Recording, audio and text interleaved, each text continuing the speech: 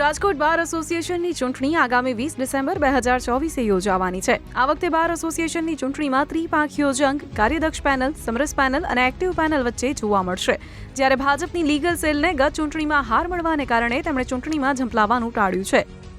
આ ઇલેક્શનમાં અમારા જે પેટાબારો છે એ બધા પેટાબારોનો અમારી કાર્યદક્ષ પેનલને પૂરું સમર્થન આપેલ છે અને અમને ટેકો જાહેર કરે છે। ચૂંટણી માટે કુલ 50 ઉમેદવારો મેદાનમાં ઉતર્યા છે। ચૂંટણીના આડે હવે ગણતરીના દિવસો જ બાકી રહેતા ત્રણેય પેનલ જોરશોરથી પ્રચારમાં જોડાઈ ગઈ છે। એ લોકોએ બહુ સ્પષ્ટપણે નક્કી કરી લીધું છે કે એ જ બનશે રાજકોટ બારના અધ્યક્ષ જે છે ખરેખર કાર્યદક્ષ, એટલે આ કાર્યદક્ષ પેનલ જ અધ્યક્ષ પદે ચૂંટાવા જઈ રહી છે। રાજકોટ બારમાં લગભગ 3400થી વધુ મતદારો છે, ત્યારે ત્રિપાંખિયા જંગમાં કઈ પેનલ કોના મત તોડશે અને કોને ફાયદો કરાવશે તે જોવાનું રહેશે। રાજકોટથી દિવ્ય ભાસ્કર માટે રક્ષિત પંડ્યાનો રિપોર્ટ। શેર એન્ડ ડાઉનલોડ કરો દિવ્ય ભાસ્કર એપ।